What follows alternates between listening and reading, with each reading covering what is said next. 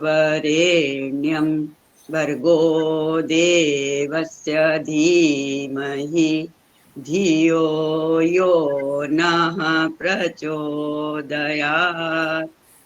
समस्त वरिष्ठ गुरुजनों को प्रणाम। आप सबके अंदर हृदय में विराजमान परम सत्ता परमात्मा एवं गुरुजन को साक्षात मेरा प्रणाम है साष्टांग। आप सब योगाहारी सदस्यों को, सब इस परिवार के सदस्यों को एवं आज जो भी और नए भी कुछ सदस्य जुड़ने वाले हैं या जुड़ चुके हैं, उन सबको मैं प्रणाम करती हूँ, उन सबका स्वागत करती हूँ। आज की मुख्य वक्ता हैं डॉक्टर प्रीति झा जी। आप सुमनदीप होम्योपैथिक मेडिकल कॉलेज एवं हॉस्पिटल गुजरात में प्रोफेसर हैं। आप होम्योपैथिक हेरिटेज जर्नल पत्रिका की सह संपादक हैं। राष्ट्रीय और अंतर्राष्ट्रीय स्तर पर आपके रिसर्च पेपर काफी छप चुके हैं एवं कई संस्थाओं जैसे बिरला ग्रुप एनजीओ और भी कई एनजीओ और कई सामाजिक संस्थाओं में समाज सेवा के रूप में कार्य करती हैं, अतः इन्हें बहुत सम्मानित किया गया है कई संस्थाओं से।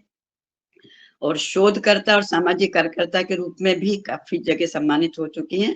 वर्तमान में आप ऑर्गेनिक खेती के तरफ ध्यान जैसे कि जा रहा है, उसमें फलों पे कुछ जो बीमारियां लगती हैं उन बीमारियों के ऊपर होम्योपैथिक औषधीय पौधों के अर्क को अप्लाई करके और उसके ऊपर रिसर्च वर्क आपका चल रहा है, कर रही हैं। कुछ सफलता भी मिली है और आगे भी इनका कंटिन्यूस है ये कार्य। तो आज मैं अपना जो वो कार्य कर रही हैं या जिस प्रकार से उनको सफलता मिली है उसके लिए मैंने उनसे आग्रह किया वो आप आए। प्रीति जी आप आइए, आपका स्वागत है हमारे योगाहार परिवार में और आप अपना वक्तव्य आरंभ करें। आप अपनी रिसर्च के बारे में जानकारी दें तो हमें सब लाभ मिलेगा। बहुत बहुत स्वागत, अभिनंदन, वंदन, आप आइएगा। Good morning ma'am. जितने भी बड़े लोग सब यहाँ पे हैं उन सबको मेरा नमस्कार, सबको चरण स्पर्श। और आप सभी के ब्लेसिंग से मैं रिसर्च में और इन सब चीज़ में आगे बढ़ी हूँ। आगे भी आप लोगों का सबका ऐसा ही आशीर्वाद चाहती हूँ। मैंने जो रिसर्च वर्क किया है वो टमाटर का भाव बढ़ने के कारण किया था कि हमको एक प्रोजेक्ट बनाना था। टमाटर का भाव बढ़ता हुआ दिखा तो कुछ सोचा कि क्यों ये बढ़ा, क्या हुआ, किस कारण से हो रहा है। तो इसके लिए मैंने ये रिसर्च वर्क के लिए किया। इसके लिए मैं सबसे ज़्यादा थैंकफुल हूँ मेरे स्टूडेंट का और मेरे को गाइड का, जिन दोनों ने मेरे को बहुत अच्छे से सपोर्ट किया। हमारे प्रिंसिपल ने और मेरे फैमिली मेम्बर्स, इन सब का मेरे को बहुत ज़्यादा सपोर्ट मिला, जिसके कारण मैं ये रिसर्च वर्क को सक्सेसफुली कंडक्ट कर पाई हूँ। अभी जब हमने इसको किया तो हमारे यहाँ पे होम्योपैथी कुछ ऐसे मेडिसिन होते हैं जिसको कि हम अगर हम इंसान को, जानवरों को उससे ट्रीट कर सकते हैं तो उस साथ साथ हम ऐसे ही अगर जो बीज हैं उनको भी अगर हम ऐसे ट्रीट करें तो हमको अच्छे इफ़ेक्ट देखने को मिलते हैं। तो ऐसे ही मैंने एक पीपीटी बनाया, मैं पीपीटी के थ्रू आप सबको वो दिखाती हूँ कि हमने कैसे ये जर्नी को स्टार्ट किया और कैसे हमने इसे कंटिन्यू किया। तो मैं अपना पीपीटी प्रेजेंटेशन स्टार्ट करती हूँ।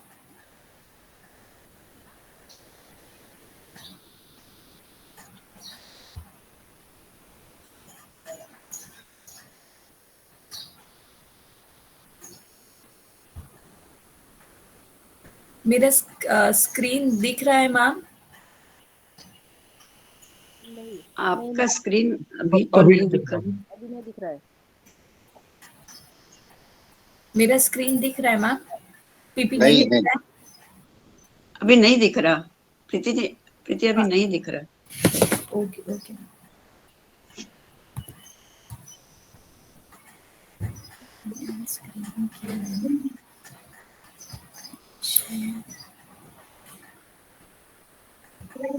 दिखेगा, अब दिखेगा बहन जी। अब दिख रहा है?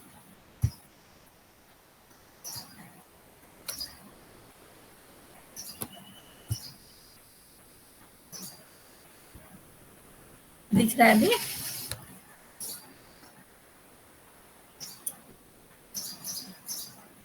हेलो। अभी हाँ, दिख रहा है। दिख रहा है। दिख रहा है, अब दिख रहा है। Thank you. हाँ ये हमारा टॉपिक था जिसपे कि हमने रिसर्च वर्क स्टार्ट किया था, evaluating the efficacy of Ocimum basilicum in mitigating Fusarium wilt disease in tomato, comparative study in vitro and on field utilizing 6,6 dilution and placebo control। इसमें हमने टमाटर में हमेशा जब भी देखा जाए तो एक विल्ट नाम का बीमारी हो जाता है जो कि एक फंगल इन्फेक्शन के कारण होता है, और इसका हमने कई बार जो रिसर्च वर्क होता है, रिसर्च वर्क हमेशा लैब में किया जाता है, फील्ड के साथ उसका कोई कोरिलेशन नहीं देखा जाता है। तो हमने कोशिश की है कि हम लैब में भी करें और सेम चीज़ को हम फील्ड पे भी कर देखें, जिससे कि कभी कभार ऐसा होता है कि फील्ड में हमने लैब में तो कर लिया पर फील्ड में करने में जो भी तकलीफें परेशानियां आ रही हैं उसको हम नहीं पता कर पाते, वो जब हम करते तो हमने सब दोनों चीज़ को साथ साथ में किया और करने के बाद में हमारे को काफ़ी पॉजिटिव रिजल्ट देखने को मिला। मैं डॉक्टर प्रीति, हमारी जो टीम थी जिसने इस पे काम किया, मैं डॉक्टर प्रीति जो कि सुमनदीप होम्योपैथी मेडिकल कॉलेज में अभी फिलहाल कार्यरत हूँ। मेरे साथ में डॉक्टर मयूर थेसिया प्लांट पैथोलॉजिस्ट थे, college of agriculture Parul university में। उन्होंने सारा प्लांट पैथोलॉजी के बारे में देखा था, और जो स्टूडेंट जिसने कि सारा का सारा वर्कआउट किया था हुसैन मदवसाला मुस्तानसी, ये 3rd BHMS का स्टूडेंट है हमारे Parul institute of homeopathy and research में। सबसे पहले मैं अपने इसको इंट्रोड्यूस करती हूँ। टमाटो, अगर मैं टमाटर की बात करूँ तो टमाटर पूरी दुनिया में काफ़ी ज़्यादा उगाया जाता है, सबसे ज़्यादा खाने वाला वेजिटेबल है, सबसे ज़्यादा इसको कच्चा भी खाया जाता है, पका के भी खाया जाता है, सॉस बना के खाया जाता है, बहुत सारी जगह पर हम इसको उपयोग में लाते हैं, और यही सबसे ज़्यादा फंगल पैथोजन के कारण अफेक्ट होता है, जिसका नाम है फुजेरियम ऑक्सीस्पोरम स्पीशीज लाइकोपर्सिकी, जो कि क्या करता है, ये विल्ट डिजीज को करवाता है। अभी विल्ट डिजीज होता क्या है वो हम आगे देखेंगे, और कैसे कैसे ये पेड़ में बढ़ता है और कैसे हम इसको ठीक कर सकते हैं। अगर आप ये पिक्चर देख पा रहे होंगे तो इसमें आपको दिख रहा होगा, ये जो टमाटर का प्लांट दिख रहा है, पौधा दिख रहा है, ये बुरी तरह से इस रोग से ग्रसित है। तो फ्यूजेरियम जो है इसके अंदर, पेड़ों के अंदर जाइलम नाम के टिश्यूज होते हैं जो कि पानी को ऊपर लेके जाने में और उनको पूरी जगह पे, सब जगह पानी की भरपूर मात्रा में वहां पे प्रदान करने के लिए रिस्पॉन्सिबल होते हैं। पर अगर इसमें ही कहीं पे किसी तरीके का ब्लॉकेज आ जाए तो ये क्या होता है, ये जो फंगस होता है, ये फंगस उसको वहां पे ब्लॉकेज करता है। ब्लॉकेज करने के कारण पानी का आगे जाना रुक जाता है, जिसके कारण पेड़ में, जैसे हमारे ह्यूमंस में सूखा रोग हो जाता है, ऐसे ही पेड़ों में ये विल्ट डिजीज हो जाता है। मैंने ये पीपीटी को कोशिश किया है कि मैं इसे हिंदी में भी बनाऊं, जिससे कि इजीली सबको समझ में आ सके। तो फ्यूजेरियम ऑक्सीस्पोरम डिजीज है, ये एक पिक्चर मैंने इसमें दिखाया है, जिसमें पहले जो अपन को देखने को मिलता है, सबसे पहले इसका जाइलम अफेक्ट होता है जो कि पानी के प्रवाह को रोक देता है, जिसके कारण जो पत्तियां हैं वो मुरझाने लग जाती हैं, और पत्तियों के मुरझाने के कारण, क्योंकि वही सब जगह खाना प्रोवाइड करना, सब कुछ करने का काम होता है, तो इसकी पैदावार में धीरे धीरे गिरावट आने लग जाती है। टमाटर की इस डिजीज के कारण अगर मैं विश्व स्तर पे बात करूं तो टमाटर की फसल में 14% से ज्यादा हानि देखने को मिलती है। ये फ्यूजेरियम विल्ट है जो कि हमने Indian agricultural institute new Delhi से हमने इसको मंगाया था। ये जो पहला वाला छोटा वाला उसमें दिख रहा है, ये हमने मंगाया था, और इसके बाद में जो ये आपको 7 वो दिख रहे हैं, ये हमने इसके स्ट्रेन्स हमारे यहाँ पे बनाए थे। इससे ही हमने ये बाकी के ग्रो किए थे, क्योंकि हमको ये थोड़ा ज्यादा मात्रा में चाहिए था। ये एक विल्ट डिजीज के कुछ पिक्चर्स हैं जो कि हमको बता रहे हैं कि टमाटर में अगर सूखा रोग हो गया है तो वो हमको किस तरीके से दिखेगा।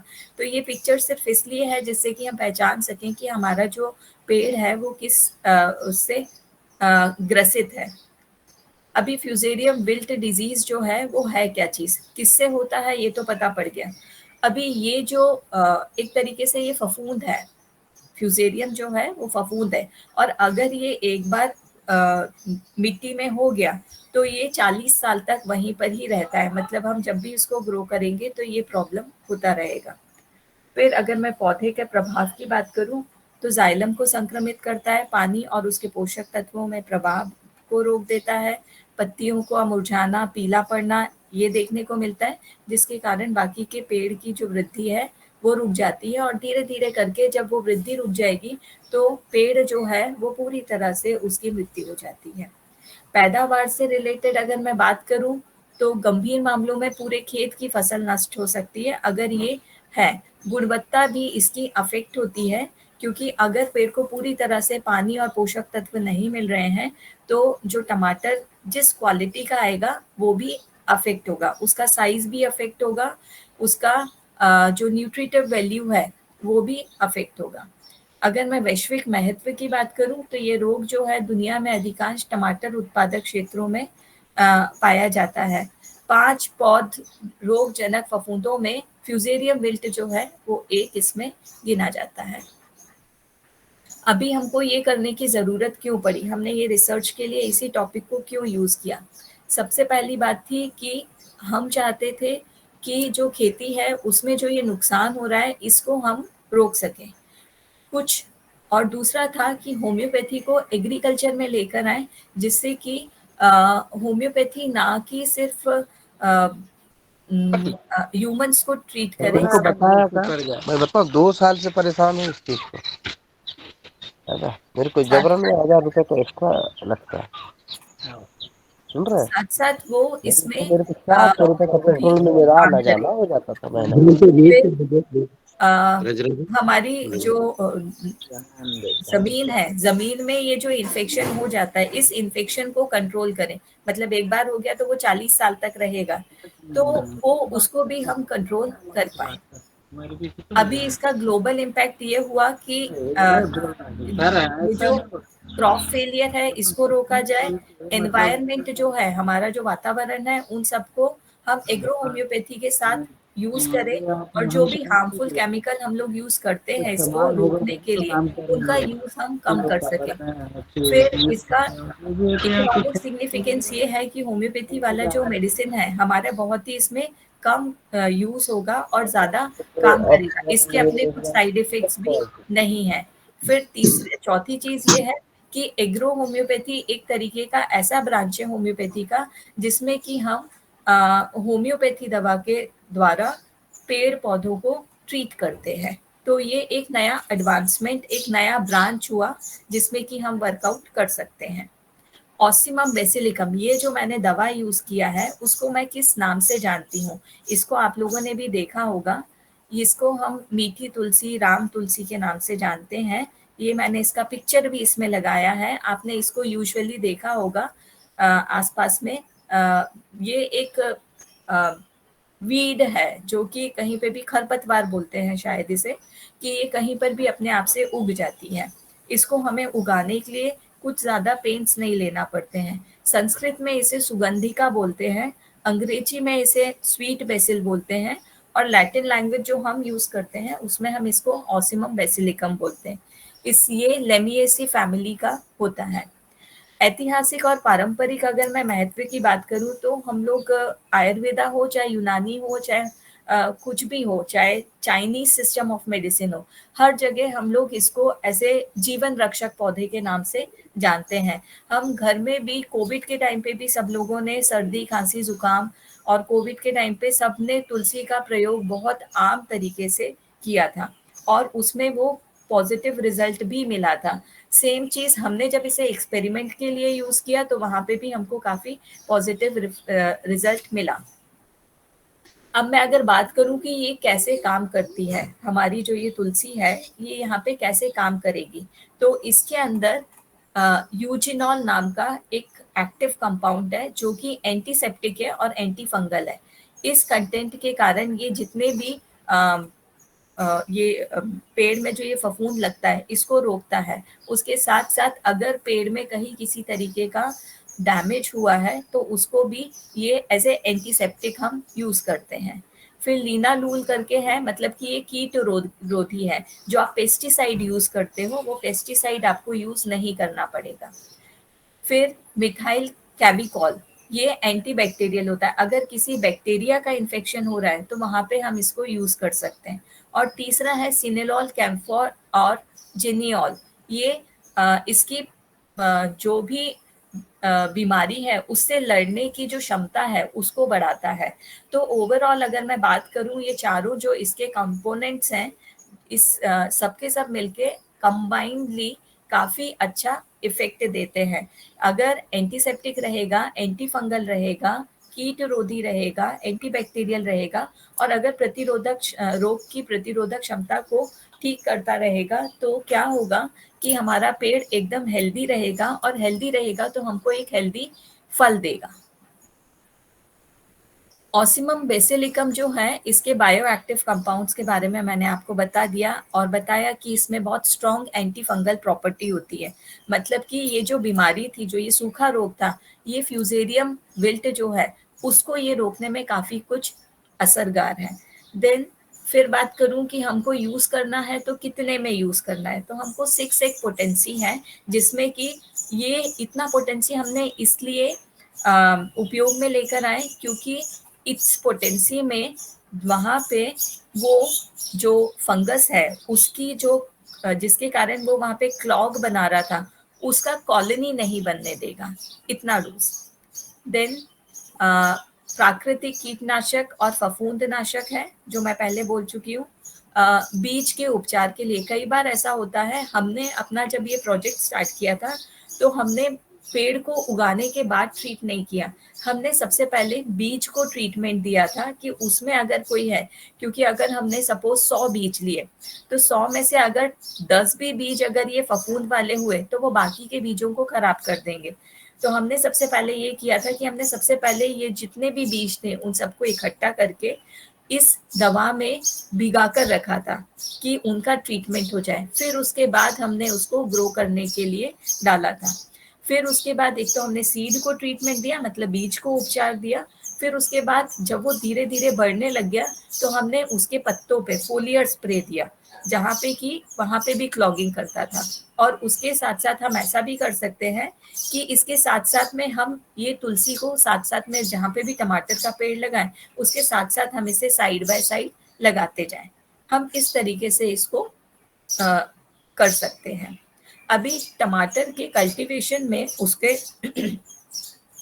उगाने में ये कैसे काम करेगा, तो ये जो ऑसिमम बेसिलिकम जो हमारी दवा है, ये फंगस डिजीज को रोकता है, इंसेक्ट्स को रोकता है, मतलब कीटनाशक होता है।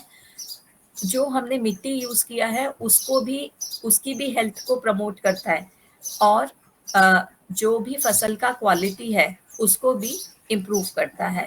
चाहे तो टमाटर का कलर हो गया, चाहे तो टमाटर में जो भी न्यूट्रिटिव वैल्यू है वो हो गया, चाहे तो टमाटर के साइज के बारे में बात करें। आप सबने आजकल सुना होगा कि टमाटर का जो हमारे यहाँ पे आजकल बहुत से ऐसे केमिकल्स आने लग गए जो उसका साइज रातों रात बढ़ा देते हैं। तो हमको उन सब की किसी भी चीज़ की इस तरीके से ज़रूरत नहीं पड़ेगी। ये नेचुरली जितना उसका पोटेंशियल है वो उतना ग्रो करेगा। अब होम्योपैथी मेडिसिन की अगर मैं बात करूं तो 6x पोटेंसी का मतलब होता है कि 1,00,000 पार्ट में एक पार्ट जो है वो हम इस मेडिसिन का यहाँ पर यूज करते हैं। हमको कैसे यूज करना है, हमको इसे कैसे उपयोग में लेना है, तो सबसे पहले हम बीज को ट्रीट करेंगे। फिर उसके बाद में, जिससे कि हमने अगर बीज में सारे के सारे बिना इन्फेक्शन का हो गया तो प्लांट अच्छे से ग्रो करेगा। उसके बाद हम फोलियर स्प्रे, मतलब पत्तियों पर, पेड़ पर स्प्रे करेंगे, जिससे कि जो भी पौधा है उसका ग्रोथ हेल्दीली होगा। और तीसरा, हमारी जमीन को, हमारी मिट्टी को ये इको फ्रेंडली बनाएगा। ये हमारा मेडिसिन है जो कि हमने बहुलाज लैब पुडुचेरी से लिया था। अभी इसके बेनिफिट ये हैं, पहला कि ये नेचुरल एंटी फंगल प्रॉपर्टी रखता है, इसके बारे में हम ऑलरेडी बात कर चुके हैं। प्लांट की इम्यूनिटी को, मतलब उसके रोग से लड़ने की प्रतिरोधक क्षमता को बढ़ाता है। फिर इको फ्रेंडली डिजीज मैनेजमेंट, मतलब कि केमिकल्स के यूज को मिनिमाइज कर देता है, सबसे कम आपको केमिकल्स का यूज करना पड़ेगा। फिर पेड़ के ग्रोथ को प्रमोट करता है, चाहे वो बीज के उगने से हो, चाहे उसके जड़ का डेवलपमेंट होना हो, चाहे क्लोरोफिल की बात हो। तो न्यूट्रिएंट का अपटेक सही से करता है। फिर मैंने बोला कि हम ऐसा कर सकते हैं कि हम इसको एज ए कंपेनियन प्लांट उगाएं, मतलब कि उसके रोग से बचाना है अगर हमें, तो जहाँ पे हमने टमाटर के पौधे उगाए हैं उसके साइड साइड में आप एक लाइन इसका तुलसी का भी उगा दें। ये जो आइडिया आया हमारे यहाँ पे, जो ये होम्योपैथी में इसको शुरू किया गया कि इससे हम शुरू करें, तो उसमें सबसे पहले यही हुआ था कि जिन साइंटिस्ट ने इसे पता किया था तो उन्होंने ऐसा देखा कि जहाँ पे ये उगाया जाता है वहाँ पे जिस जगह पे तुलसी पास पास में उगा हुआ था वहाँ के टमाटर के पेड़ जो थे वो एकदम ठीक थे, और जहाँ पर नहीं थे वहाँ पे उनको ये विल्ट नाम का रोग हो गया था। वहाँ पे एफिड्स भी आ रहे थे, मतलब कि कीटनाशक कीट आ रहे थे। तो इन सब के कारण तो उन्होंने जब इन दोनों चीज को देखा तो उन्होंने सोचा कि ये जो खरपतवार यहाँ पे उगा है, हम उससे ही अगर कोई मेडिसिन बना के उससे अगर हम ट्रीट करें तो हो सकता है कि हमको कुछ बेनिफिट मिले। तो ये कंपेनियन प्लांट बेनिफिट कहते हैं हम इसे। देन फिर छठा आता है हमारे पास कि हम मिट्टी को माइक्रोब्स से, मतलब ये जो एंटी फंगल एंटी बैक्टीरियल ये सब है, इन सब से हम रोक सकते हैं इस दवा को यूज करके। फिर होम्योपैथी डाइल्यूशन जो हमें यूज करना है 6x में यूज करना है। बीज जो है पहले हमें उसको इसमें भिगो कर रखना है 24 घंटे, उसके बाद में हमको उसको जमीन में उसको ग्रो करने के लिए डालना है।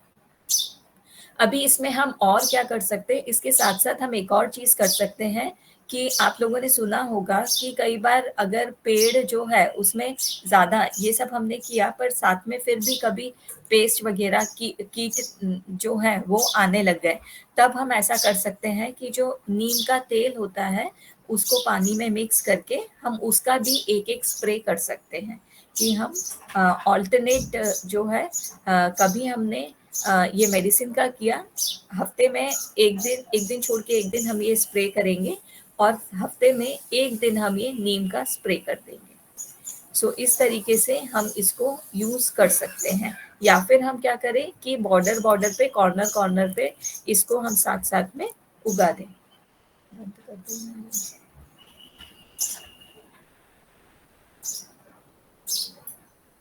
हमारा एम या ऑब्जेक्टिव क्या था इस रिसर्च के लिए, तो हमारा एम था कि हम होम्योपैथी मेडिसिन को यूज कर देखना चाहते थे कि ये इस बीमारी को रोकने में कितनी कारगर है।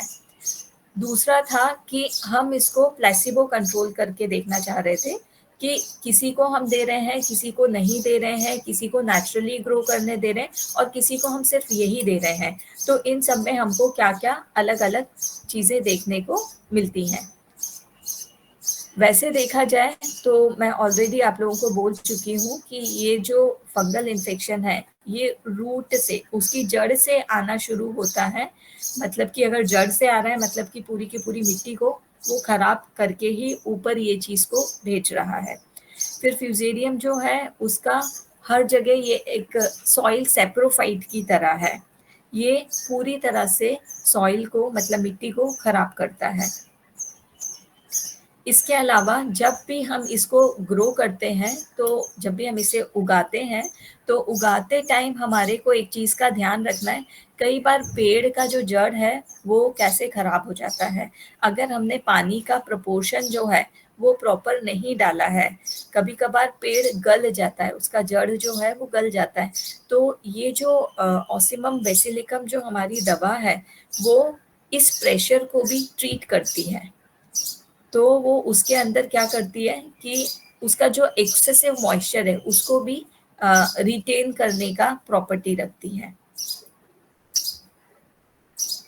देन रिव्यू अगर मैं बात करूं कि होम्योपैथी में ये कैसे आया, तो उसका एक हिस्टोरिकल कंटेक्स्ट है जो कि मैंने पहले बताया कि कुछ किसानों ने ऐसा देखा होगा कि जहाँ पे ये पेड़ के साथ में उगा है, टमाटर के पेड़ के साथ में, वहाँ के टमाटर ठीक हैं और जहाँ पर नहीं है वहाँ के ठीक नहीं है। तो इससे एक कॉन्सेप्ट आया और दूसरा हमारा जो एक किताब है वीडी कविराज जी ने लिखा है, उसमें उन्होंने कुछ इस दवा के बारे में बताया है।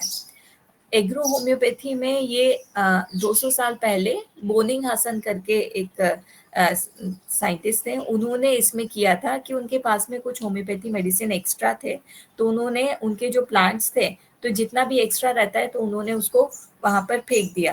फेंका तो देखा कि कुछ कुछ जो पौधे थे उनका जो है जो ग्रोथ है वो हो गया, और कुछ कुछ जो थे मतलब उसी के बाद के जो आसपास के थे वहां पे ग्रोथ नहीं हुआ था, पर जहां जहां पे ये दवाइयां गई थी जिन जिन पौधों में वहां पे अच्छी खासी ग्रोथ देखने को मिली, वहां के प्लांट अच्छे खासे ग्रो कर रहे थे। तो ऐसे करके उन्होंने इसके ऊपर रिसर्च का एक आइडिया लगाया, और उसके बाद आगे हम लोगों ने इसके ऊपर एक कर देखा, जिसमें हमने लैब में भी किया और फील्ड पे भी किया, दोनों जगह किया। फिर ये वीडी कविराज सर हैं जिन्होंने जर्मनी में अपने सारे के सारे प्रोजेक्ट्स जो हैं उसको पूरा कंप्लीट किया था, और ये एग्रो होम्योपैथी की शुरुआत भी करने वाले पहले इंसान हैं जिन्होंने कि जो हमारे मॉडर्न एग्रीकल्चर के प्रैक्टिसेस हैं उनको और जो ट्रेडिशनल होम्योपैथी है उन दोनों का आपस में मिला के एक ये नया हमारे को ब्रांच एक्सप्लोर करने के लिए दिया है। उनकी बुक है homeopathy for farm and garden. इसमें इन्होंने बहुत सारे ऐसे और भी होम्योपैथी दवाई के बारे में बताया है जो कि पेड़ की स्वास्थ्य के बारे में, पेस्ट कंट्रोल मतलब कीटनाशक के बारे में, और भी हम कैसे खेती को ठीक कर सकते हैं उसके बारे में उन्होंने बताया है। ये उनका किताब है जिसमें कि उन्होंने ऑसिमम के लिए स्पेशली लिखा है कि Ocimum is a constitutional remedy for tomatoes because of its special affinity, जो कि मैंने भी आपको बताया कि ऑसिमम की प्रॉपर्टी क्या क्या है और वह कैसे टमाटर के पेड़ को हेल्प करेगी। फिर बेसिल के बारे में भी बोला है कि जो बेसिल है वो एक तरीके का कंपेनियन प्लांट है, मतलब आप उसके साथ में उसे अगर उगा दोगे तो वो उसको एक तरीके से एक शील्ड प्रोवाइड करेगा, जिसके कारण कि तो वो उसके पेड़ को बीमार होने से रोक पाएगा। फिर ये बैक्टीरियल शैंकर पे काम करता है, फ्यूजेरियम विल्ट पे काम करता है, स्पॉटेड विल्ट में काम करता है, और मोज़ेक वायरस पे भी काम करता है। फिर हमने ये जो स्टडी किया तो हमने किस तरीके से इसको स्टडी किया था, तो हमने यहाँ पे कंपैरेटिव स्टडी डिज़ाइन किया। हमने जो दवा का जो अलग अलग पोटेंसी में यूज़ किया जाता है, हमने 6x पोटेंसी यूज़ किया।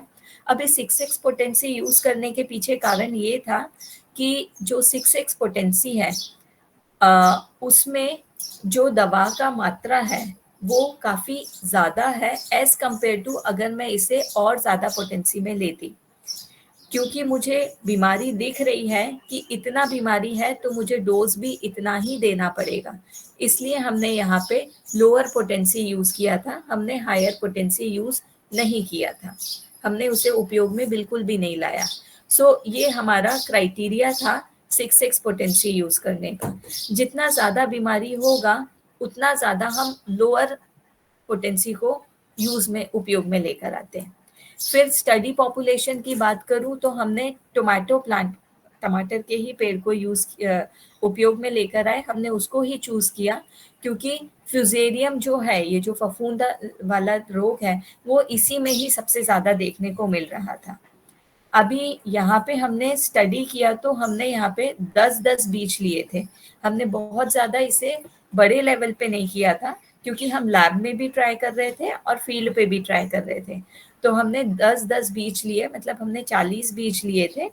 40 बीज को हमने 4 ग्रुप में बांटा, ABCD करके, और इन चारों ग्रुप में हमने ए ग्रुप में जो बीज थे उनको हमने किसी भी तरीके का ट्रीटमेंट नहीं दिया था, हमने उनको सिर्फ 24 घंटे पानी में, नॉर्मल सादे पानी में हमने उसे भिगा कर रखा था और हमने उसको मिट्टी में रोप दिया था। ठीक है, इसको हमने अनट्रीटेड हेल्दी प्लांट में, मतलब ऐसे कंट्रोल हमने रखा था। फिर हमने ग्रुप बी लिया, ग्रुप बी में हमने अगेन क्या किया, सादे ही पानी में ये 10 बीजों को भिगो कर रखा था और फिर हमने इसको सॉइल में रोप दिया। तीसरा जो हमारा सी ग्रुप था, इसमें हमने क्या किया था कि जो बीज थे उनको हमने पहले ये दवा में रात भर भिगो कर रखा 24 घंटे के लिए, और उसके बाद हमने इसको जमीन में लगा दिया था। और चौथा ग्रुप जो है उसको, उसके भी बीज हमने दवा में भिगो के और उसके बाद में 24 घंटे बाद हमने इसको रोपा था। सो अगर मैं इन शॉर्ट अगर बात करूं तो हमने जो 40 बीज लिए उसमें से आधे जो बीज थे, 20 बीज जो थे, उनको हमने नॉर्मल पानी में भिगो के रखा 24 घंटे। उसके बाद हमने उनको जमीन में रोपने के लिए लगाया, और बाकी के जो 20 बीज थे उनको हमने दवा में भिगो कर रखा रात 24 घंटे के लिए, और उसके बाद हमने रोपा। तो ऐसे करके हमने ये 4 कैटेगरीज बनाए थे। ये हमारा एक फ्लो डायग्राम है जिसमें कि मैंने बताया है कि ये 40 हमारा टोटल बीज थे, जिसमें से 10 को हमने अनट्रीटेड हेल्दी प्लांट बोला, 10 को हमने अनट्रीटेड इन्फेक्टेड प्लांट बोला, तीसरा जो है ट्रीटेड इन्फेक्टेड प्लांट, और चौथा जो है वो ट्रीटेड हेल्दी प्लांट्स है।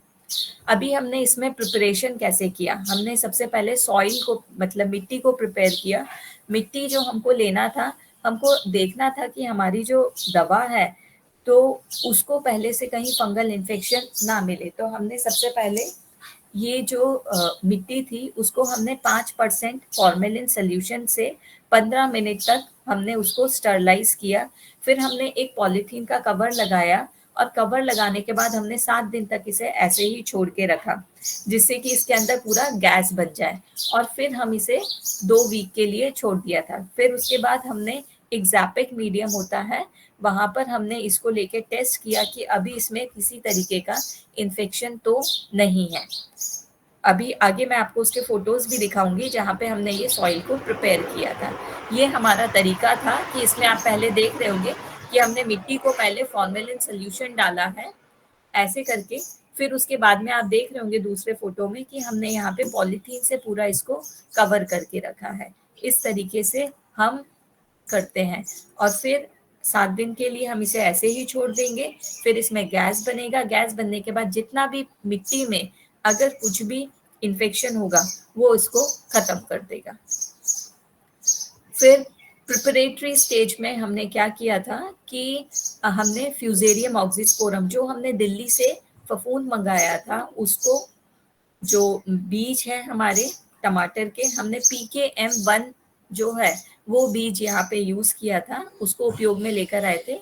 क्योंकि ये जो बीज होता है इसकी सबसे ज्यादा इस रोग से ये ग्रसित हो जाता है, बहुत जल्दी ग्रसित हो जाता है, तो हमने उसी को ही यूज किया। और तीसरा है कि हमने ये मेडिसिन यूज किया, और फिर उसके बाद ऑसिमम बेसिलिकम 6X को यूज किया। फिर हमने एक एक्सपेरिमेंटल सेटअप बनाया जिसमें हमने ये जो बीज थे उनको अलग अलग, हर एक ग्रुप के 10 ग्रो बैग, आपको आगे दिखाऊंगी मैं कि कैसे हमने वो किया था। अगर आप देख पा रहे होंगे इस फोटो में तो आपको दिख रहा होगा कि ये कल्चर है, और साइड में उसका फ्यूजेरियम के हमको अलग अलग विषाणु दिख रहे हैं।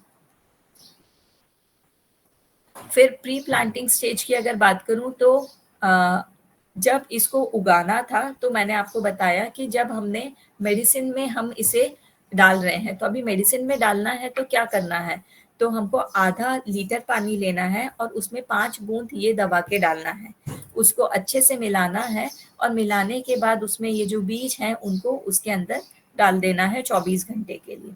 उसके बाद में फिर हम ये बीज को निकालेंगे और फिर हम इसे मिट्टी में रोपने के लिए तैयार करेंगे। अगर आप ये पिक्चर में देख पा रहे होंगे तो ये हम उसके लिए जो हम लैब में जो कर रहे थे ये उसका प्रिपरेशन है। पहले उसमें हम अलग अलग वो बना रहे हैं। यहाँ पे दूसरे पिक्चर में आप देख रहे होंगे हमने अलग अलग पेट्री डिशेस लिए हैं, उसमें हम ये इसको इंट्रोड्यूस कर रहे हैं। और तीसरे पिक्चर में देख रहे होंगे तो ये हमारा ग्रीन हाउस है जिसमें कि हम ये मिट्टी को फॉर्मेलिन सोल्यूशन से स्टरलाइज करने की कोशिश कर रहे हैं।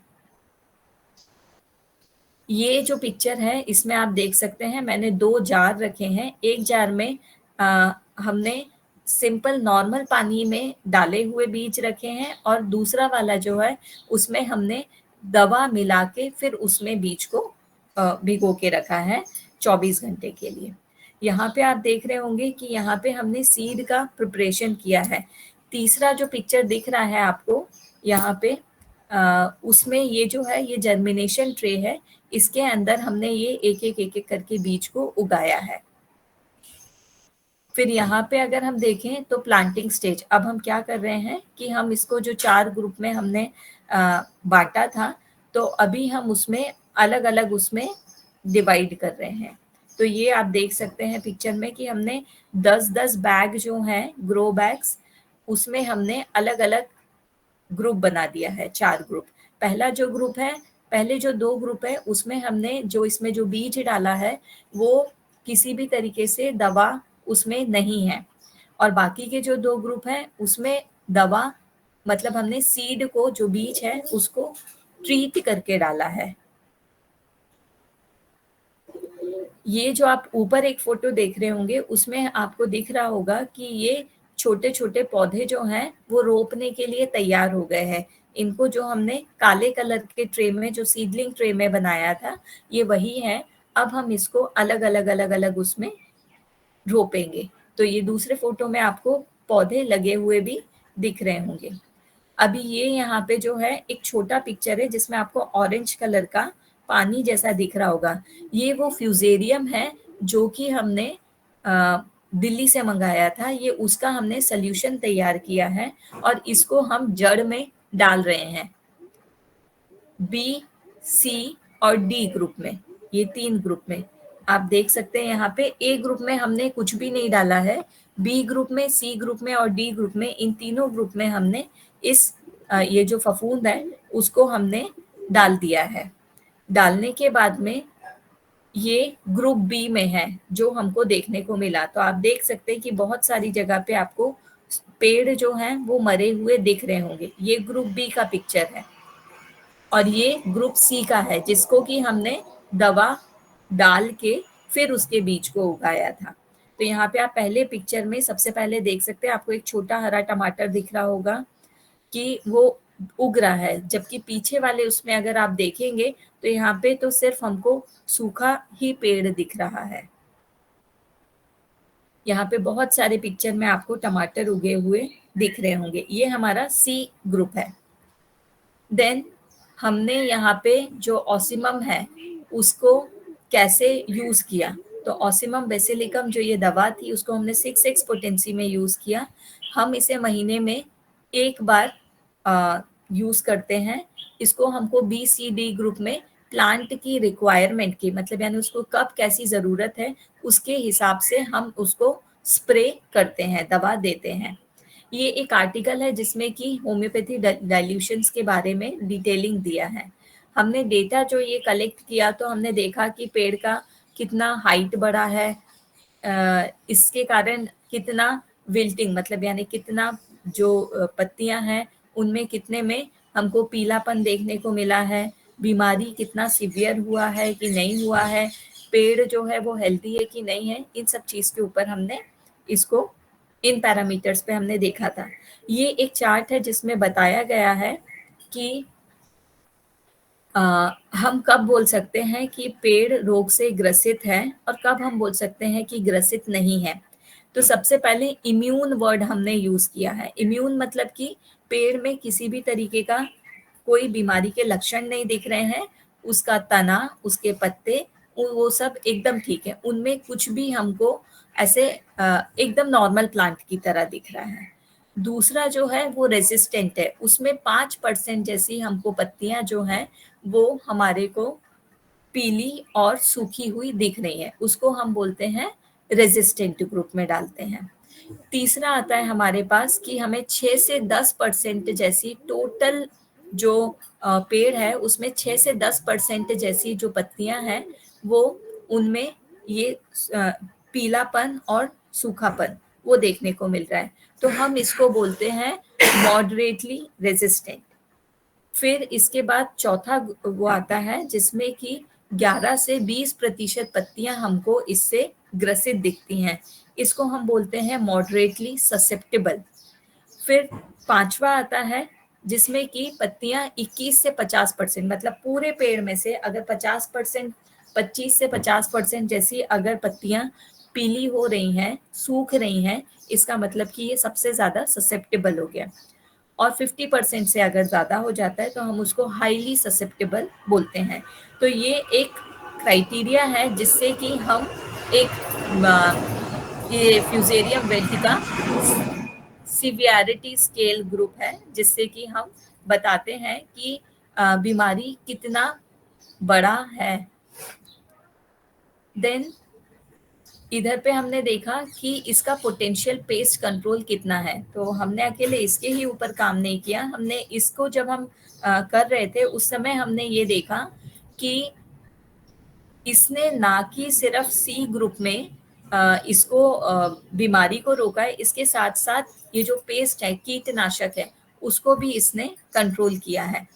ये जो पिक्चर है मीली बग का है, ये हमारे ही यहाँ पे बी ग्रुप में हमको ये देखने को मिला। ये चीज आपने भी अपने खेती में कहीं ना कहीं पर देखा होगा कि इस तरीके का हो जाता है। तो ये दवा से हम इसको भी ट्रीट कर सकते हैं, इसको भी रोक सकते हैं। ये इसको हम मीली बग्स बोलते हैं हमारे यहाँ पर। तो मीली बग्स को भी ये जो मेडिसिन है वो कंट्रोल कर पाती है। इसके बाद आपने देखा होगा कई बार पत्तियों में हमको ये ऐसा सांप जैसा आकार, सफेदपन ये देखने को मिलता है, इसको हम लीफी बग बोलते हैं। ये भी हमको बी ग्रुप में ही देखने को मिला, सी ग्रुप में ये दोनों चीजें हमको देखने को नहीं मिली।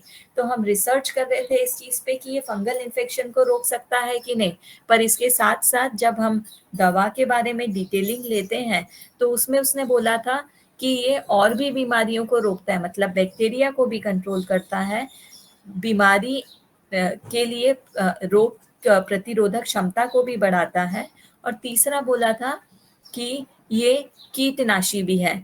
तो अगर हम ये दोनों पिक्चर को देखें तो ये दोनों पिक्चर से हमको पता पड़ता है कि इसने मीली बग को भी कंट्रोल किया है, और ये लीफी माइनर नाम से जो बीमारी है, इस बीमारी को भी इसने कंट्रोल किया है। तो ये दोनों बीमारियों को, ये हमारे रिसर्च का पार्ट नहीं था, बट ये चीज हमको ड्यूरिंग दिस रिसर्च वर्क हमको ये चीज भी हमने दो नोटिस की कि ये दो चीज भी इस दवा से कंट्रोल किया जा सकता है। देन हमने यहाँ पे कुछ हमारा इंक्लूजन और एक्सक्लूजन क्राइटेरिया था। हमने इंक्लूजन में ये देखा कि ये जो फ्यूजेरियम विल्ट डिजीज है उसके लिए ये जो PKM1 जो सीड था, जो बीज था टमाटर का, वही हमने यूज किया, जो कि मैंने आपको बताया कि ये सबसे ज्यादा इसमें ये इन्फेक्शन होता है, इसीलिए हमने उसी के ही बीज को यूज किया, और हमने आधे को ट्रीट किया और आधे को बिना ट्रीट किए उगाया, और रिजल्ट मैंने आपको दिखाया। इसके अलावा एक्सक्लूजन क्राइटेरिया में इसका अगर हम टमाटर की बात करें तो टमाटर बहुत तरीके के हमको देखने को मिलते हैं, जैसे कि big daddy tomato, early cherry tomato, Tommy T, ये अलग अलग दूसरी इसकी वैरायटी है। पर हमने जो ट्रीट किया है वो जो नॉर्मल अपना देसी टमाटर आता है वो वाले वैरायटी को हमने ट्रीट किया है। एक लंबा वाला आता है, वो वाला वैरायटी जो है उसमें इतना ज्यादा ये इन्फेक्शन देखने को नहीं मिलता है।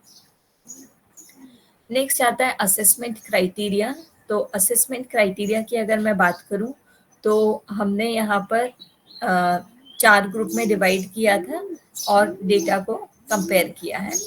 हाइपोथेसिस की बात करूं तो जिन प्लांट्स में हमने, जिन पौधों में ये दवा को यूज किया उन्होंने कंट्रोल किया, इसको हम ऑल्टरनेटिव हाइपोथेसिस बोलते हैं। और दूसरा आता है कि हमने ये दवा को यूज किया और उसमें कुछ भी इफेक्ट नहीं आया, ये नल हाइपोथेसिस होता है। तो ये हमारे रिसर्च का हाइपोथेसिस था।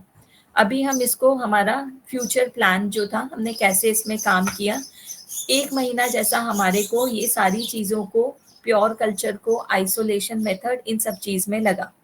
फिर सॉइल को हमको, मतलब मिट्टी को प्रिपेयर करने में हमारे को 21 दिन जैसा लगा, क्योंकि पहले तो हमने फॉर्मेलिन सोल्यूशन डाला था, 7 दिन के लिए उसको उसी में ही रहने दिया था। फिर 2 हफ्ते का टाइम, मतलब 1 हफ्ता हमने सिर्फ फॉर्मेलिन और गैस बनने के लिए दिया, बाकी का जो 2 हफ्ता है हमने उसको नॉर्मल होने के लिए दिया। फिर बाद में 21 दिन बाद हमने वो जो मिट्टी थी उसको जापिक मीडियम से टेस्ट किया कि अभी इसमें कोई इन्फेक्शन रहा तो नहीं। फिर टमाटर को उगाने से लेके उसके फल आने तक में 80 से 120 दिन जैसा लगता है। तो हमने टोमेटो हार्वेस्टिंग के लिए उतना टाइम लिया, फिर उसके बाद हमने डेटा को कलेक्ट किया और ऐसे करके ये रिसर्च वर्क को हमने अपना किया। ये हमारा रिसर्च वर्क का टेंटेटिव डेट्स थे कि कब से हमने इसे स्टार्ट किया था और कितना कितना टाइम हमको हर एक चीज में लगा। ये सारे हमारे रेफरेंसेस हैं जहां से कि हमने ये रिसर्च वर्क को कंडक्ट किया था।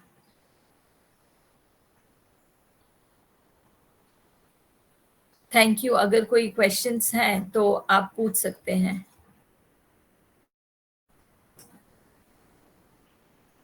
हेलो,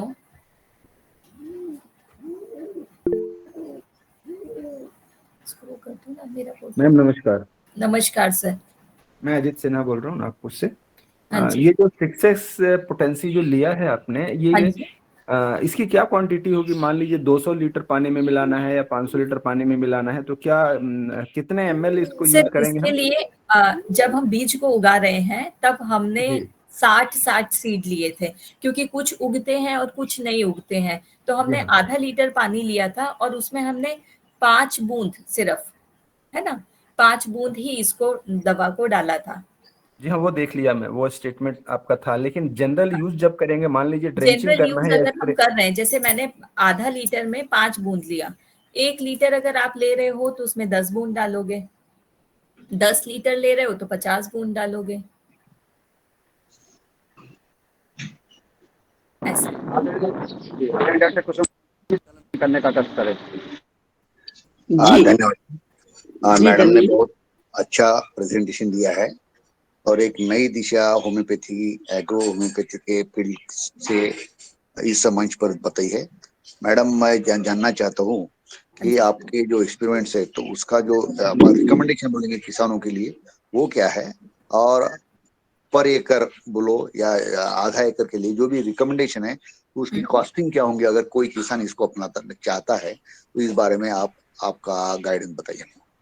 सर इसके लिए ये किया जा सकता है, ये जो दवा है, ये दवा मैंने बाहर से, मतलब बहुत रेयर मेडिसिन है, तो इसको हमने पुडुचेरी से प्रोक्योर किया था। जैसा कि मैंने बोला, दवा जो है वो 200 रुपए के अंदर आ जाती है, 110 ml रहता है उसमें। 110 ml मतलब काफी क्वांटिटी हो गया। मतलब यानी अगर कोई मुझे खेत का तो साइज का इतना आइडिया नहीं है, पर प्लांट आप कितने ग्रो कर रहे हो, एक बॉटल भी काफी होता है। और उसके साथ साथ हम इसे एज ए कंपेनियन प्लांट भी यूज करें, मतलब साइड में हम ये प्लांट को भी उगा दें और इसका स्प्रे भी करें, सीड्स को भी ट्राई करें। तो ऐसे करके हम इसे थोड़े बड़े पैमाने पर ट्राई कर सकते हैं। और जो भी इसे ट्राई करना चाहे वो मेरे से बिल्कुल कांटेक्ट कर सकते हैं और हम उस पर वर्कआउट करेंगे। मैडम, इसकी फील्ड ट्रायल्स हुई है क्या? हाँ फील्ड पे जी। मतलब जो फील्ड ट्रायल्स की फील्ड में जो पौधे लगे हुए हैं और उस पे 2 स्प्रे 4 स्प्रे या जो भी आप बोलती है, उस हाँ तरह से उसकी ट्रायल्स हुई क्या? पौधे कितने भी हो, 50 ये भी हो सकते हैं, लेकिन हाँ इसकी फील्ड ट्रायल, कंट्रोल ग्रुप और एक्सपेरिमेंटल ग्रुप, इस तरह से फील्ड में जहाँ पे डिसीज आया है सर, वो डिसीज हम ये निकालने के ना लिए। हम ये ट्राई करने के लिए, इसीलिए मैम ने मेरे को अप्रोच किया कि हमारे यहाँ पे बहुत से उसमें ऐसा है कि किसान हैं, तो उनके उसमें इसको एक्सप्लोर करने के लिए, तो मैं रेडी हूँ फील्ड ट्रायल के लिए। एक्चुअली हमारे यहाँ पे स्पेस का नहीं है, हम सिर्फ इसे ग्रीन हाउस में ही कंडक्ट कर सकते थे। तो हमने 40 प्लांट्स के ऊपर उसे ट्रायल लिया है फिलहाल। तो थैंक यू मैडम।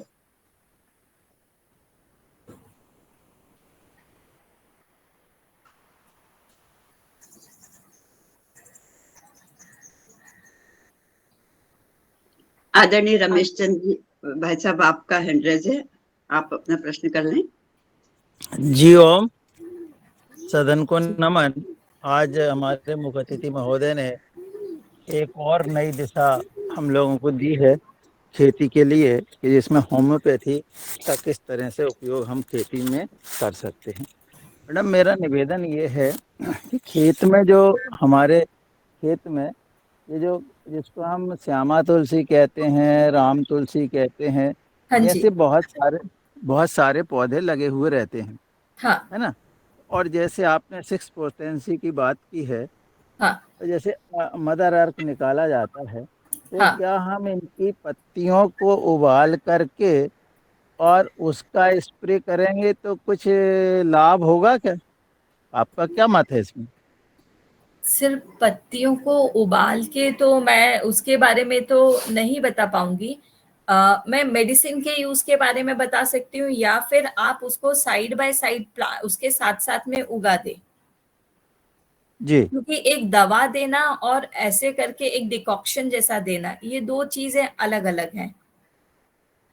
ये चीज हो जी सकता है कि कई बार ऐसे खेती में आप लोग यूज करते हो कि कहीं पर अगर वो हो रहा होता है तो नीम के जो पत्ते होते हैं उसको सुखा के उसको डाल दिया जाता है, तो वहां पे वो प्लांट मॉइस्चर वगैरह जो है उसको वो कर लेता है।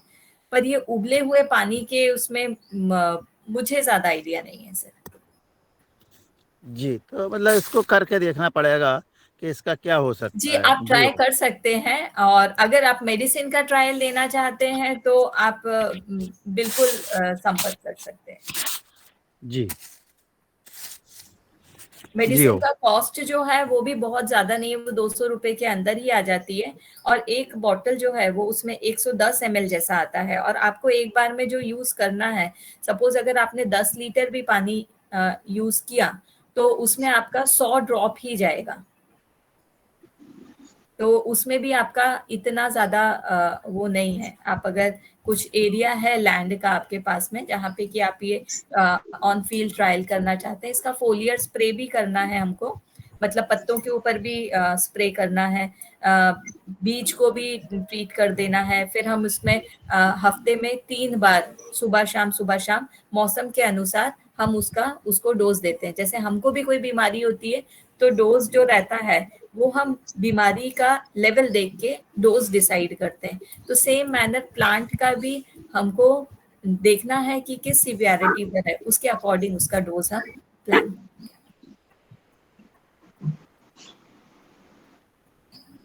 थैंक यू, धन्यवाद Preeti ji. Thank you. Doctor Preeti, मेरा एक क्वेश्चन था, बाकी तो अपन पोटेंसी और डाइल्यूशन के बारे में तो जानकारी है ही।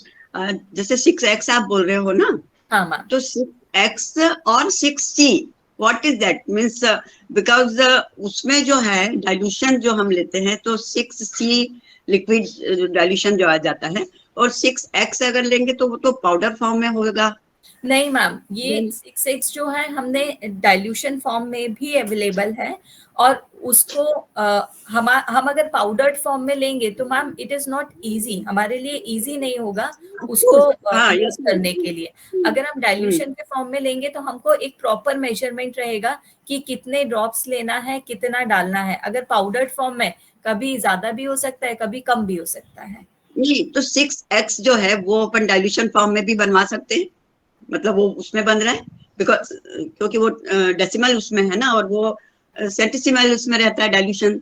हाँ, तो इसको 6x को डाइल्यूशन फॉर्म में ले सकते हैं, बनवा सकते हैं, या बनता है?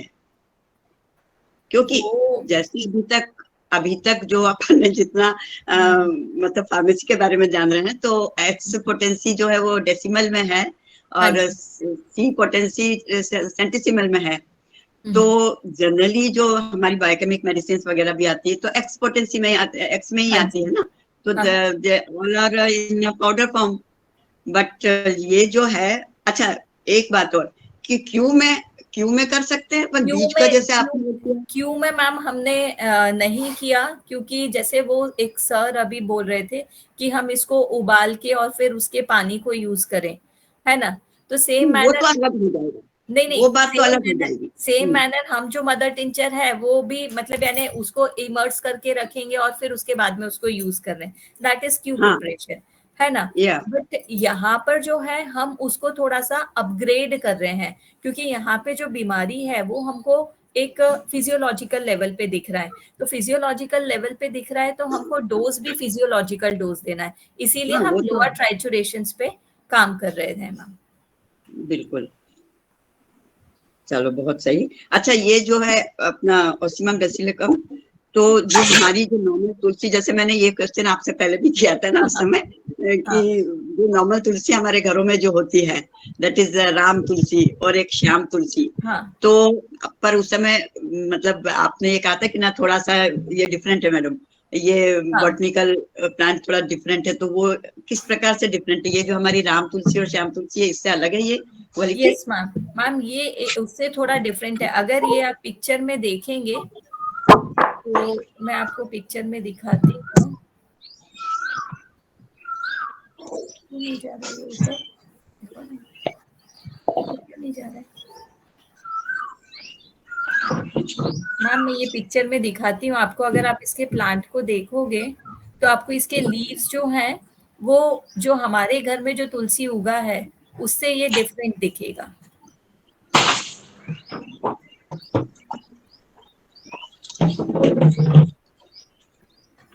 ये देखिए इसके जो पत्ते हैं ना वो डिफरेंट है, ये आपको ऐसे वीड कहीं पर भी दिखेगा। और जो ये हमारी ये वाली जो तुलसी रहती है ये जो है वो अपन को इतना वैसे नहीं देखने को मिलता है। ये वाला तुलसी डिफरेंट है, हम इसे राम तुलसी बोल जरूर रहे हैं पर जो ये डिकॉक्शन के लिए और इन सब के लिए यूज होता है वो ये वाला वैरायटी है। तुलसी के भी 3-4 वैरायटीज हैं। हाँ, तो ये- वैसे तो वैरायटी होती है। अपनी जो होम्योपैथिक मेडिसिन जो बनती है ऑसिमम बेसिलिकम, हाँ दैट इज राम तुलसी का ही उसमें पौधा होता है ना, जो हम खाने के लिए जो मेडिसिन लेते हैं। नहीं मैम, इसका थोड़ा जो सा लीफ है different ना, नहीं, ये जो इसमें थोड़ा लीफ है ना different इसका, जरूर है।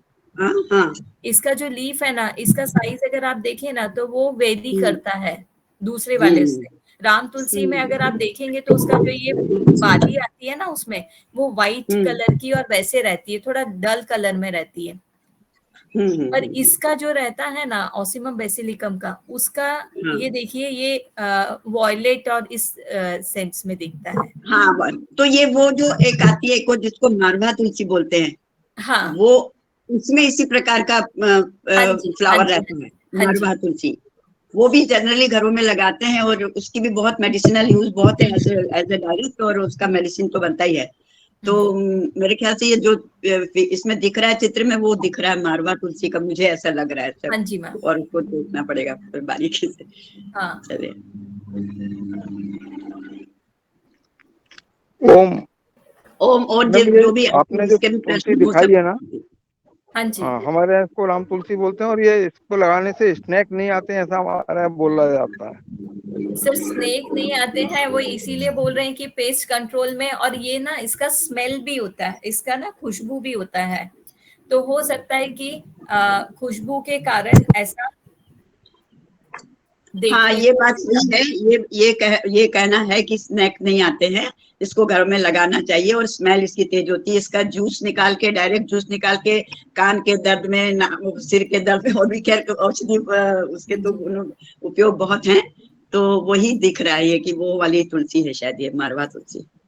चलिए, और आप भाई और भी मैडम जिन जी, लोगों एक मिनट, के प्रश्न हो तो आप पूछ लीजिएगा। मैडम जी, इसको हमारे यहाँ मरुआ दोना के नाम से भी जाना जाता है। राम तुलसी मरुआ दोना के नाम से जाना जाता है, इसका मतलब लोकल नाम मरुआ दोना है। अच्छा,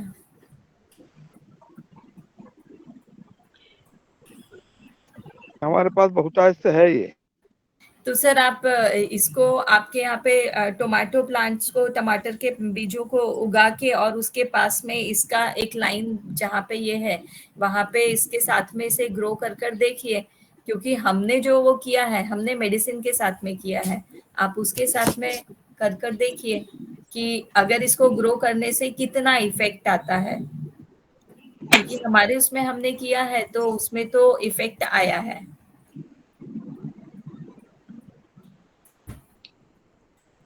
बिल्कुल, बहुत बहुत धन्यवाद। और किसी के और कोई भाई लोगों के प्रश्न हैं तो आप हैंड रेज करके बात कर लीजिएगा। आदरणीय ओंकारनाथ जी, आप। जी नमस्ते। नमस्ते दीदी, नमस्ते। नमस्कार। नमस्ते मैडम। नमस्कार। मैं ओंकारनाथ पलामू झारखंड से हूँ और मेरा केला का खेती है।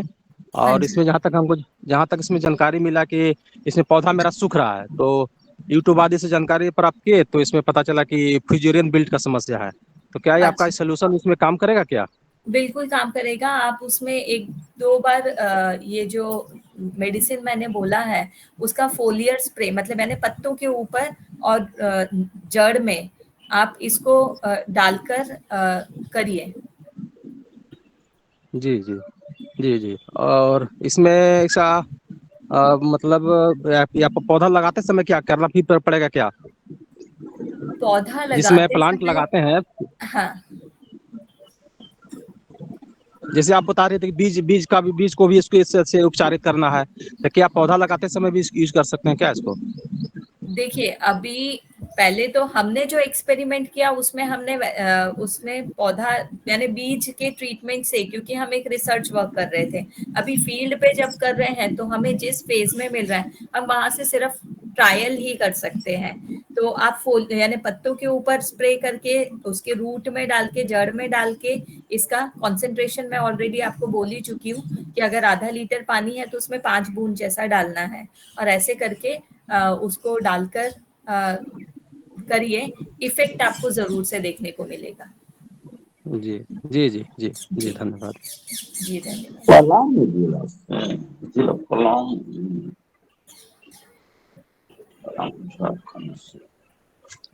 आदरणीय प्रदीप राज जी, आपका हैंड रेज है, आप प्रश्न कर लीजिए। जी मैंने वो कर लिया प्रश्न मैंने। अच्छा अच्छा, ठीक है।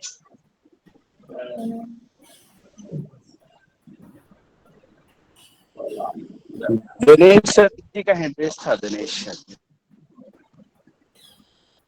जी जी, धन्यवाद आदरणीय। ये बहुत ही सुंदर चर्चा चल रही है, और मैं भी कुछ दिन पहले ये सोच रहा था टमाटर के लिए, हाँ जी। क्योंकि मैंने कुछ पौधे टमाटर के लगाए हैं, और उसमें अलग-अलग 2 जगह पे लगाए हैं। एक जगह में थोड़ा-सा ऐसे लगता है कि उसमें ना यही फ्यूजेरियम के लक्षण दिखाई दे रहे हैं। दूसरी जगह पे तो अच्छा है। पहली बात तो ये होगी, तो मैं भी ये ट्रायल करना चाहूँगा। और दूसरा ये मुझे याद आता है, क्योंकि हम जब गाँव में हमारे एक तुलसी बाड़ा था, तो दादी जी कहती थी कि तुलसी बाड़ा में टमाटर ज़रूर लगाना है। और खूब जो एक तिमला एक पेड़ होता है इधर, तो उस हाँ पेड़ के नीचे ज़्यादा ज़्यादा वो जब टमाटर होते थे वो गल जाते थे। तो फिर उन्होंने वहाँ भी खूब तुलसी लगाई। अब कौन सी तुलसी लगाई होगी ये तो पता नहीं है। लेकिन तुलसी वाड़े की जो हाँ टमाटर जी। थे वो हमारे मतलब पूरे मोहल्ले में फ़ेमस थे कि तुलसी वाड़ा से टमाटर कोई भी ले सकता था। तो मुझे लगता है कि ये काफ़ी कारगर होगा, ख़ासकर टमाटर की खेती के लिए, और मैं सर हाँ, इसको क्योंकि ट्रायल करना तुलसी जो है वो अगर बोलूँ तो उसमें एंटी फंगल प्रॉपर्टी है, मतलब फंगस को नहीं आने देगा। एंटी बैक्टीरियल प्रॉपर्टी है। वो हो रहा है कुछ सेप्सिस हो रहा है या कुछ भी हो रहा है तो उसको भी ट्रीट कर सकता है। पेड़ के रोग से लड़ने की क्षमता को बढ़ाता है। तो ओवरऑल जो आजकल मार्केट में प्लांट बूस्टर्स आ रहे हैं, तो उसमें हम ऑसिमम बेसिलिकम को ऐसे प्लांट बूस्टर बोल सकते हैं। जी, जी। हाँ, क्योंकि जब आपने वार्ता रखी तब मुझे ध्यान आ रहा था कि एक जो एक जो पेड़ होता है फेगस का, तो उसके नीचे ज़्यादा ज़्यादा टमाटर ज़्यादा खराब हो जाते थे उसके आस-पास। तो वहाँ तुलसी हाँ लगाई जी। गई, तो वहाँ वहाँ भी तुलसी यानी टमाटर ने अच्छा परफ़ॉर्मेंस किया था। तो ये हाँ जी। काफ़ी कारगर होगा, बल्कि जब अब जहाँ की यहाँ हमारे उत्तराखंड में अब तो कुछ पार्ट में बहुत सारा केमिकल्स, बहुत सारा पॉइज़न डाला जा रहा है, तो उनके लिए मेरे ख़्याल से बहुत ही अच्छा ये सिद्ध होगा, बहुत ही अच्छे रिज़ल्ट रहेंगे, और हम प्रयोग करना चाहेंगे इसका। जी। जी, बिल्कुल।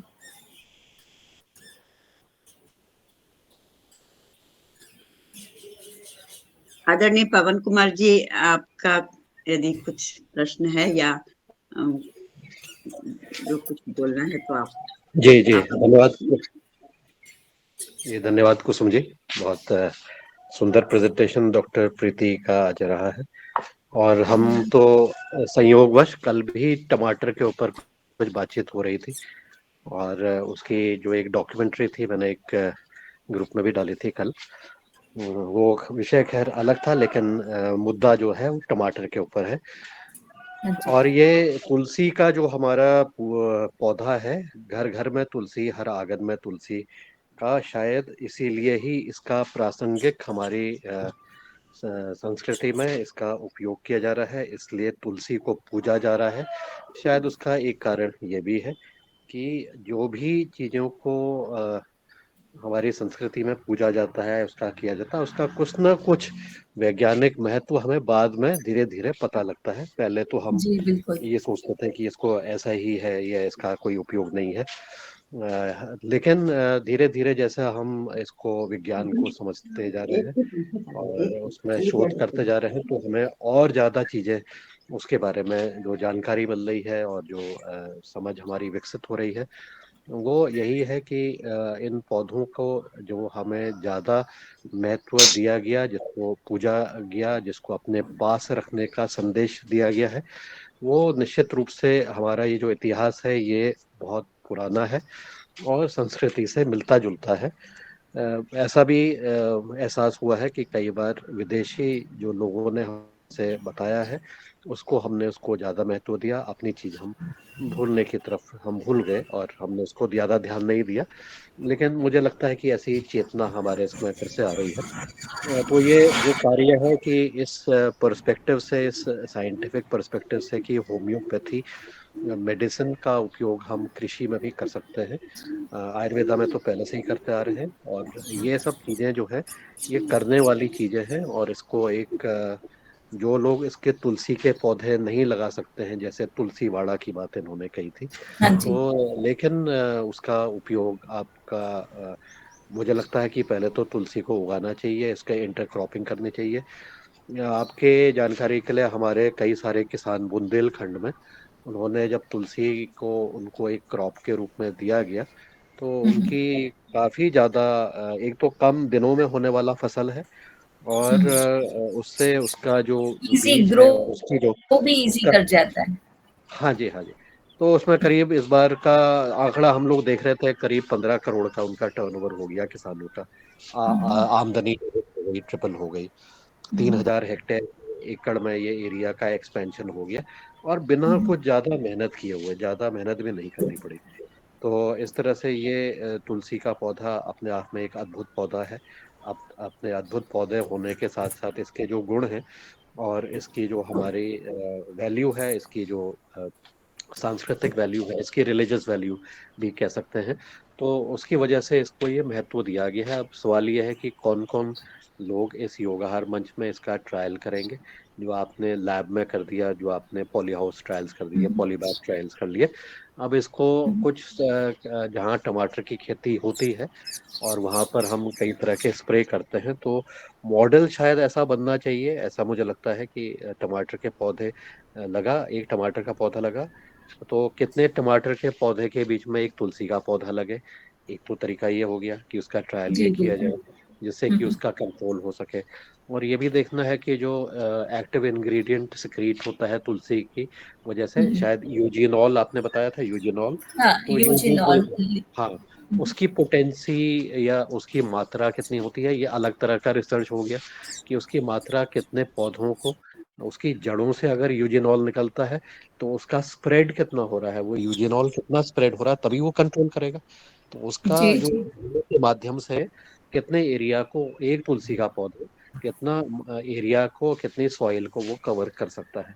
तो आपका जो जी। नेक्स्ट जो कदम होगा वो शायद, मतलब ये सोचा जा, हाइपोथेसिस ये है कि इसकी जो कितने क्रॉप्स के बीच में एक तुलसी लगे और उसकी ज्योमेट्री क्या रहे। तो वो ज्योमेट्री बहुत जरूरी है।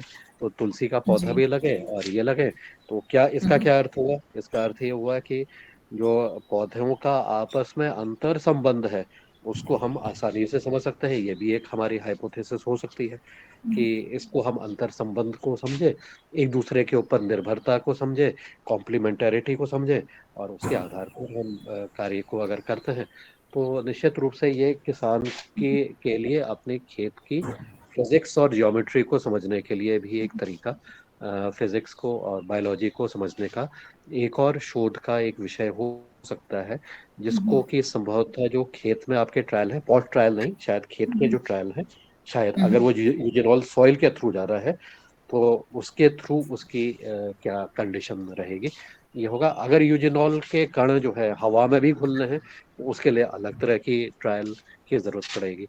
तो ये सब चीजों का शोध के भविष्य में शोध के कुछ विषय हो सकते हैं, ऐसा मेरा सर मानना है। हमारा एक मोटिव ये भी था यहाँ पे ये करने का कि ऑसिमम को ही क्यों चूज करें और कोई क्यों नहीं। एक तो हमारे को इसको हिस्टोरिकल कंटेक्स्ट मिला, साथ में हमको कुछ लिटरेचर भी मिला हमारे बुक्स के थ्रू, और तीसरा ये था कि जो अभी पेस्टिसाइड्स, फंगिसाइड और फर्टिलाइजर्स, इनका जो यूजेज, केमिकल यूजेज जो हो गया है, उसके कारण थोड़े टाइम तक तो ये बहुत अच्छा बहुत दे देगा, बट उसके बाद में क्वालिटी जो है वो सारी की सारी डिग्रेड होती है। साइज में इम्प्रूवमेंट मिलेगा, हर एक चीज होगा, बट क्वालिटी में डिग्रेडेशन देखने को मिल रहा है। सॉइल का वैरायटी जो है वो भी, सॉइल का वो भी सब खराब होता जा रहा है। तो उन सब चीज को भी इम्प्रूव करना है, इसीलिए इसको करने के पीछे एक रीजन ये भी था बिल्कुल कि बिल्कुल वी बिल्कुल मैं गो फॉर ट्रेडिशनल सिस्टम। हाँ बिल्कुल, मैं हम तो इस मंच पर केवल जैविक खेती के पद्धतियों पर ही चर्चा करते आए हुए हैं, और कल का जो रेफरेंस मैं बता रहा था वो टमाटर की के फ्रूट की कीपिंग क्वालिटी को 3 दिन से 20 दिन तक के एक्सटेंड करने का एक एक्सपेरिमेंट जब किया गया, तो उसके जो परिणाम हैं और उसके जो अन्य साइड इफेक्ट्स हैं वो इस कल की डॉक्यूमेंट्री में जो कल मैंने शेयर की थी उसमें भी बहुत स्पष्ट रूप से आ गया। तो हमारी रिसर्च जो है वो जा तो रही है, लेकिन वो ये चीजों को समझने में कम ध्यान है, बल्कि उससे मुनाफा कितना होगा केवल उसी चीज पर ही ध्यान जो है ज्यादा हमारे रिसर्च का रहा है। तो ये चीजों को जरा सी उसमें परिवर्तन करने की जरूरत है कि हम पौधों का या वनस्पतियों का, प्राणियों का, उसकी आपस में कॉम्प्लीमेंटैरिटी को भी समझने का प्रयास करें, और अपने केमिकल्स का उपयोग जो है उसको कम से कम करते हुए आदमी का जो स्वास्थ्य है, ह्यूमन जो हेल्थ है, उसका मेन फोकस उसको ध्यान में रखते हुए है। और केवल ह्यूमन हेल्थ ही नहीं, आपकी सॉइल हेल्थ का फोकस है, आपके इकोसिस्टम का फोकस है, इन सब चीजों को ध्यान में रखते हुए अपने कार्यों की जो दिशा है और उसको शोध के जो हमारा फ्यूचर डायरेक्शन है, इस तरफ अगर हम बढ़ाते हैं तो निश्चित रूप से इसका लाभ मिलेगा। और तो थोड़ा सा मुझे लगता है कि कुछ फ्यूचर एरियाज के ऊपर मैंने बात की हुई है, और ये जी विषय जो सर, है डेफिनेटली हम भी आगे इसके जो फ्यूचर इम्प्लीकेशंस इसके बारे में हम लोग भी, जैसे हमने वो 2 मीली बग और लीफी माइनर को देखा, उसके ऊपर हम वर्कआउट करने का, फिर आप जो ये बोल रहे हैं कि इसके कंटेंट को लेकर कि आप लोगों को ऐसा वो चाहिए कि भाई कितना है, कितने एरिया में कितना मेडिसिन का डोज लगेगा क्या, सो डेफिनेटली इसके ऊपर वर्कआउट करेंगे सर फील्ड पर। जी जी, आपको इस फ्यूचर शोध के लिए और हमारे साथ जुड़े हुए जितने भी साथी इसको अपने खेतों में ट्रायल करेंगे, कैसे करेंगे, तो उसके लिए भी सबका स्वागत है। सब लोग साथ मिलकर के काम करेंगे तो बहुत अच्छा। बिल्कुल, श्योर सर, आपको आपको बहुत बहुत धन्यवाद। जी अनुज जी, कुसुम जी। जी बहुत धन्यवाद जी। मैडम कोई आधा बोल रहे मिनट हैं? और लेना चाहूंगा मैं। जी जी लीजिए मैं प्रदीप वर्मा नाबदापुरम से हूँ। आज से लगभग 1 साल पहले एक डॉक्टर हमारे हैं, होम्योपैथी के डॉक्टर निशांत नाम्बी सिंह, उन्होंने हाँ, निशांत भोपाल के हैं, वो भी किया कुछ है। एग्रीकल्चर पे इसी विषय पे काम कर रहे थे, उनका एक लेख छपा था।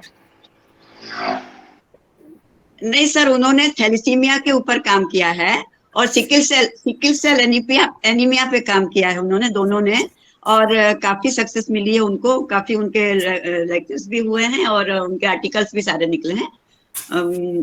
सिकिल सेल एनीमिया पे उन्होंने काम किया है।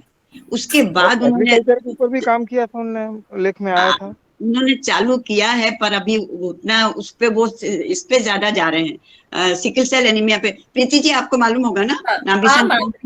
रिसेंटली निशांत सर जो है, सर मैं भी भोपाल से ही हूँ, निशांत सर भी भोपाल से ही हैं, तो निशांत सर का ज्यादा जो वर्कआउट है वो सिकल सेल थैलेसीमिया इस पे एक्चुअली वो ना वो किट बना रहे थे कि टेस्टिंग किट जैसा, उसके ऊपर वर्कआउट कर रहे थे।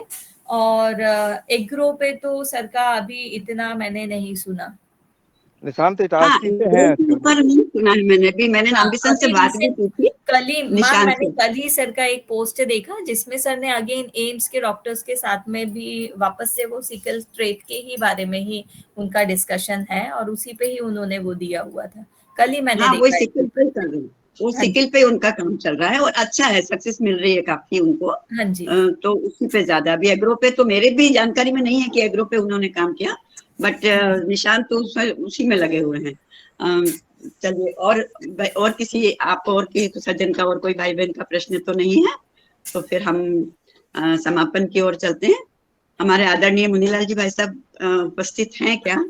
क्योंकि मुझे दिख नहीं रहे हैं, क्षमा कर चाहूंगी, दिख नहीं रहे हैं इसलिए मैं पूछ रही हूँ। दिख रहे हैं, दिख रहे हैं, दिख रहे हैं, अच्छा। जी। चलिए। और आज ये हमें पहली बार सुनने को मिला है कि हम जो है प्राकृतिक जैविक खेती में हम जो है होम्योपैथिक पद्धति से भी हम जो है उपचार कर सकते हैं अपनी फसल का।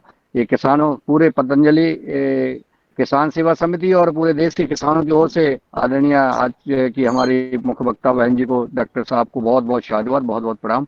और डॉक्टर कुसुम भारद्वाज जी को बहुत बहुत धन्यवाद कि जिन्होंने आपको आमंत्रित किया।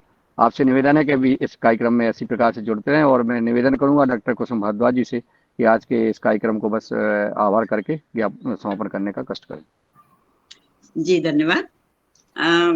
मैं सर्वप्रथम तो हमारी आदरणीय, और मैं फिर अब मैं गर्व से कहती हूँ, मुझे बड़ा गर्व महसूस हो रहा है कि thankful to you, because of you it become possible ma'am, कि आपने मेरे को एक अच्छा प्लेटफॉर्म प्रोवाइड किया जहाँ पे कि थोड़ा ब्रेनस्टॉर्मिंग हुआ मेरा regarding my future implications of this research work.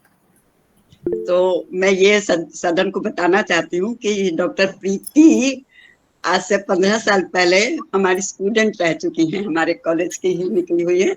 और मुझे इतनी खुशी है इस बात की कि इस प्रकार से जो हमारा युवा वर्ग है, जो हमारे डॉक्टर्स हैं, ये आगे चल के नॉट ओनली ह्यूमन हेल्थ में बट एनवायरनमेंट की हेल्थ में भी रिसर्च कर रहे हैं। इसके लिए मुझे बहुत ही खुशी हुई है। और मैं फिर भी प्रीति जी आपसे आग्रह करूंगी कि जो आपके साथ भी है, आपने जैसे कल बोला था कि मेरा जो और भी जो सारे ग्रुप हैं वो जुड़ेंगे, तो मेरे ख्याल से तो नहीं ज्वाइन कर पाए, पर आप सबको मोटिवेट करेंगी कि हमको इस मतलब हमको भूमि की सबसे पहले हमारा जो आहार है, यानी हेल्थ हमारी क्यों बिगड़ रही है, केवल और केवल हमारी भूमि धरती माता को हम बिगाड़ रहे हैं। धरती माता को हमने रोगी बनाया है, यही कारण है कि हम एक से एक बड़े बड़े रोगों से ग्रसित हो रहे हैं। तो एग्रीकल्चर की तरफ हमारा होम्योपैथी और भी जो हमारे दूसरे भी प्लांट्स हैं, जो हमारे अपने जो मेडिसिन ऐसी हैं होम्योपैथी में जो इन्फेक्शन एंटीसेप्टिक के जैसे जो काम करती हैं, बहुत सी तो आप जानते ही हो, तो उन भी प्लांट्स को अगर हम इस प्रकार से डाइल्यूशन के रूप में उसमें खेती के उसमें उपयोग करेंगे, ये सब रिसर्च वर्क है, तो शायद हमें बहुत लाभ मिलेगा। तो और आज का आपका लेक्चर बहुत अच्छा रहा, बहुत सबके लिए लाभदायक है और एक नई दिशा, मैंने जैसे कहा था कि हमारे ग्रुप में किसान हैं और इसीलिए मुझे आपको मोटिवेट करने, आपको यहाँ बुलाने के लिए मुझे था। तो बहुत बहुत धन्यवाद, बहुत आभार, बहुत सारी शुभकामनाएं आपको, आपकी पूरी टीम को, आपके पूरे स्टूडेंट्स को और सारे उन लोगों को जो इस क्षेत्र में काम कर रहे हैं। तो बहुत बहुत धन्यवाद। और मैं समस्त हमारे योगाहार परिवार के समस्त सदस्यों को जो सुबह से इसमें जुड़े रहते हैं, हमारे मुनीलाल भाई साहब ने बहुत अच्छा योग करवाया, उसके बाद में हमारी मुख्य वक्ता ने बहुत अच्छा, बहुत सिस्टमेटिक तरीके से शुरू से अंत तक सारा नॉलेज दिया, उस सब के लिए बहुत आभार, बहुत धन्यवाद। और मैं आपसे आग्रह करूंगी प्रीति जी कि आप फिर से जो भी आपका रिसर्च वर्क होता है, जो भी आप काम करती हैं, आप आइए और यहाँ पर हमारे योगाहार ग्रुप की आप सदस्य बन गई हैं और फॉर एवर आप सदस्य रहेंगी। तो आप योग से भी जुड़ सकते हो, मेरे ख्याल से तो योग करते ही होगे, तो आप आइएगा और सबको आप बुलाइएगा। बहुत बहुत धन्यवाद। ओम शांति शांति शांति। ओम सर्वे भवन्तु सुखिनः, सर्वे सन्तु निरामया, सर्वे भद्राणि पश्यन्तु, मा कश्चित् दुःख भाग् भवेत्। ओम शांति शांति शांति। भारत माता की जय, गौ जय। माता की जय, जी जय। जय। और सारी जय। जय आप, जय जवान जय किसान। जय जवान जय किसान और आप सबकी जय जय। जवान जय किसान। मैम वाइंड करते टाइम में एक चीज और बोलना चाहती हूँ। अभी करेंटली मैं एक ऑन्कोलॉजी पर और एक डायबिटीज पे रिसर्च वर्क स्टार्ट कर रही हूँ। उसके लिए आपका हेल्प लगेगा और बाकी जितने मेंबर्स ज्वाइन किए हैं उनका हेल्प लगेगा, तो please help me for that. आपको श्योर, बिल्कुल। सब हमारे सब जो योगाहार परिवार के सब सदस्य हैं वो सब इसी क्षेत्र में तन मन धन से लगे हुए हैं, इसलिए जिस भी प्रकार की इस प्रकार के रिसर्च में चाहिएगी हेल्प, बिल्कुल करेंगे। बहुत बहुत धन्यवाद। ओम। बहुत बहुत धन्यवाद। Om Om Thank you, ma'am. सबको शादीवत। ओम Thank you. यो। ओम जी ओम। श्रीमान जी ओम। आदरणीय हमारे जो हमारी योग क्लास के चहेते आदरणीय श्री जयलाल जी देख रहे हैं, कह नहीं रहे हैं, कुछ कह दें अगर कहना हो तो। याद रिकॉर्डिंग चल रही कि बंद हो गई, पहले ही बताओ। ओम जी ओम।